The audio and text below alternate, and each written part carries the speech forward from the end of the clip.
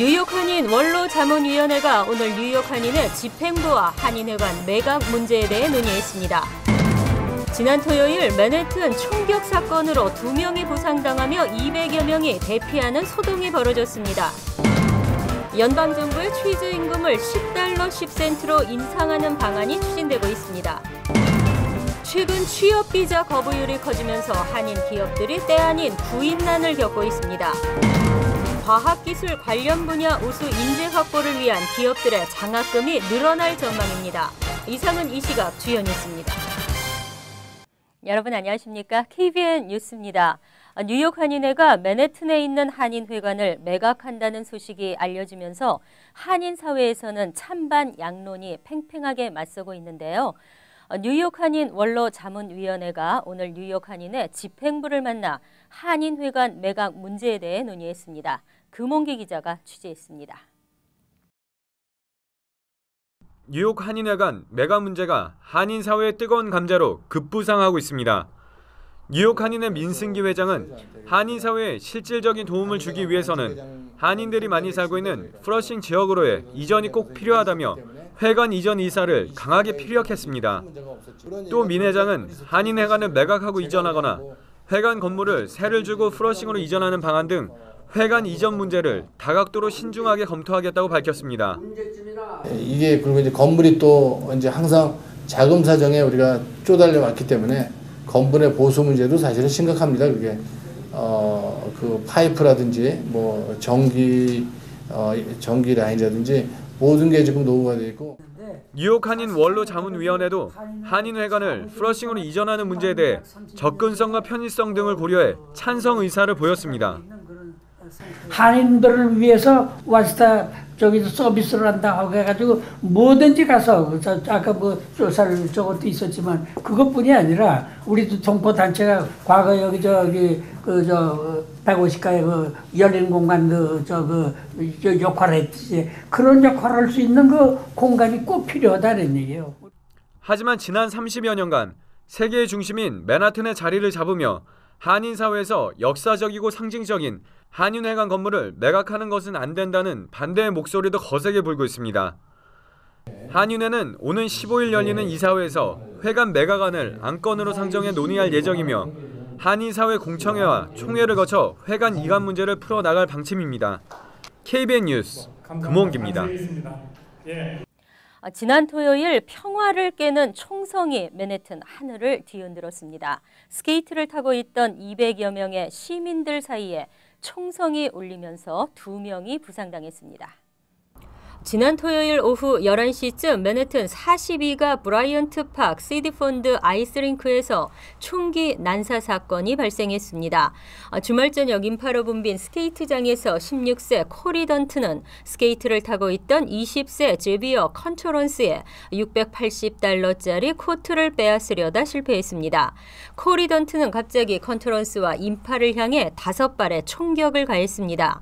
컨터런스를 포함 주변에 있던 무고한 14세 소년 아도니스 메라가 총을 맞고 병원으로 긴급 후송됐습니다. 이들은 현재 생명에는 지장이 없으나 메라는 하반신 마비 위기에 처해진 것으로 전해졌습니다. 현장에 있던 200여 명의 시민들은 크게 놀라 출구를 향해 대피했으나 현장은 아수라장이었습니다. 사건 직후 현장을 빠져나간 범인은 다음 날인 10일 자택에서 체포됐습니다. 브라이언트 파크 아이스링크는 어제 다시 개장했지만 곳곳에 남겨져 있는 핏자국은 당시의 상황을 전하고 있습니다. 한편 뉴욕시경은 지난 7일 단 한 건의 강력범죄도 발생하지 않았다고 발표한 바 있습니다. 하지만 이후 잇따라 강력범죄가 발생하고 있습니다. 지난 본선거 주민투표에서 뉴저지주 최저임금은 $8 25센트로 상향 조정됐는데요.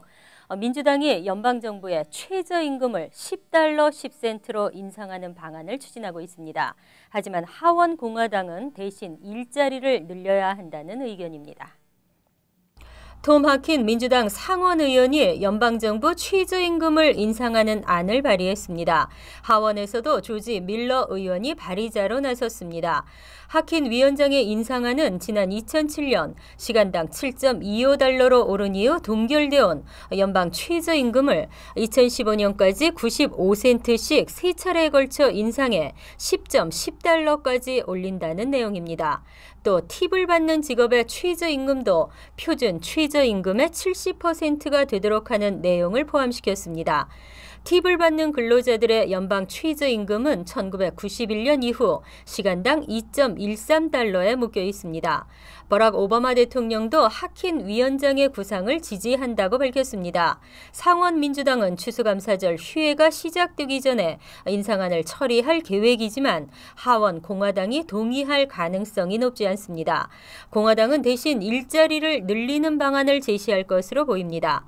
한편 주 40시간 1년 내내 일해도 연소득은 15,000달러에 불과한 이른바 워킹 푸어는 큰 사회적 문제로 제기되고 있습니다.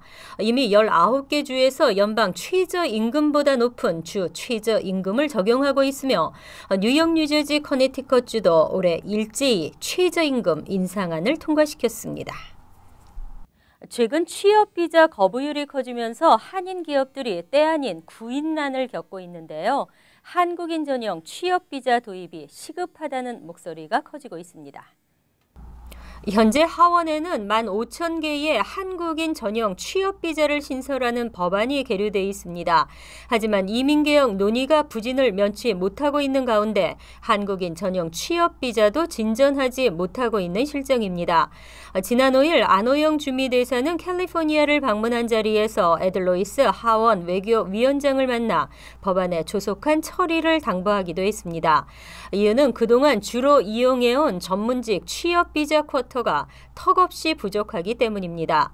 올해의 경우 H-1B 신청서 접수를 시작한 지 일주일도 안 돼 쿼터가 마감되면서 컴퓨터 추첨을 통해 신청 자격을 받았습니다. 이에 일부 신청자들은 주재원이나 투자 비자 등을 대안으로 택해 신청하는 경우가 늘고 있습니다. 하지만 비자 심사가 대폭 강화돼 기각률이 높아지고 있습니다. 기각률은 2007년에 비해 4배로 급상승했습니다. 실제로 최근 멕시코 지역에 진출한 한국 기업 주재원들에 대한 체류 비자 발급과 갱신 심사가 엄격해지면서 비자 발급이 힘들어진 상태입니다. 플러싱 커먼스 공사 일정은 계속 연기되다가 올 연말에는 이루어질 것으로 예상했으나 또다시 내년으로 넘어갔습니다. 본격적인 공사는 내년 초가 되어야 할 것으로 알려졌습니다. 뉴욕포스트는 플러싱 커먼스 공사 일정이 해를 넘겨 내년 초에나 시작하게 될 것이라는 보도를 내놓았습니다.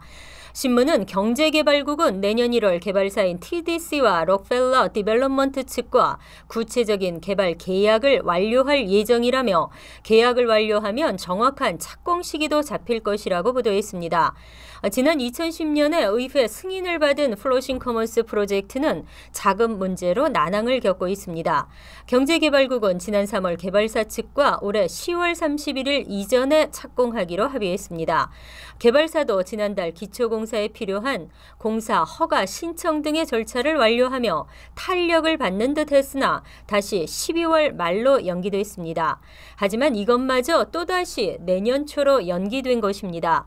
공사는 총 비용 8억 5천만 달러가 소요될 것으로 예상되고 있습니다. 1, 2차에 걸쳐 아파트 160가구에 450가구가 더 지어지고 상영 공간과 커뮤니티 공간이 들어서며 1,600여 대를 수용할 수 있는 주차 공간과 1.5에이커의 야외 공원, YMCA 등이 들어설 플러싱 커먼스는 난항에 난항을 이어가고 있습니다. 경제 불황이 지속되면서 학생과 학부모들은 그 어느 때보다 장학금에 관심이 높습니다. 특히 과학, 기술 분야가 국가의 경쟁력이 되면서 인재를 키우고 인력을 유치하려는 움직임이 본격화되고 있는데요. 기업들의 장학금이 늘어날 것으로 전망됩니다. 지난 8일 2014년 장학금 트렌드 전망을 내놓은 USN 월드 리포트는 과학, 기술, 공학, 수학 분야의 장학금이 늘어날 것이라고 밝혔습니다. 전문 분야의 우수 인재 찾기가 힘들어지면서 각 기업들이 유망한 학생들을 미리 확보하기 위해 장학금 제도를 늘릴 것이라는 분석입니다.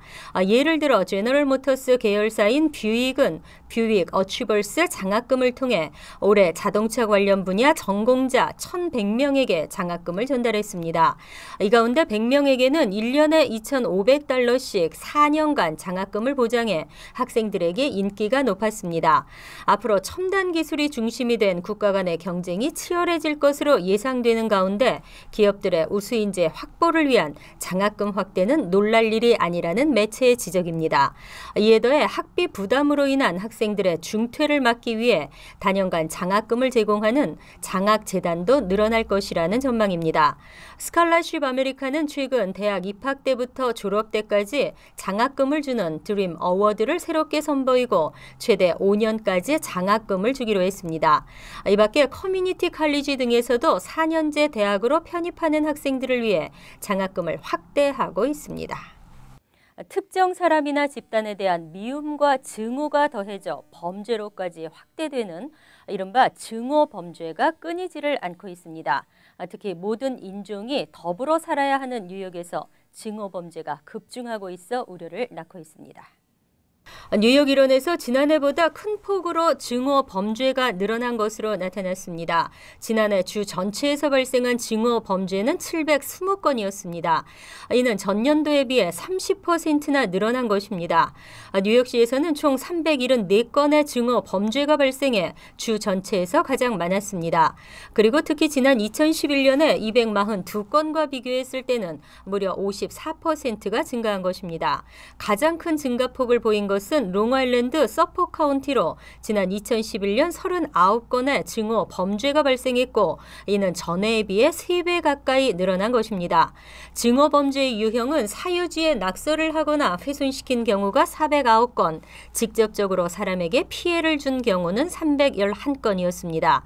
사람이 피해를 본 중에서 동성애자가 26%로 가장 많았고 흑인과 유태인이 각각 25%와 22%로 나타났습니다.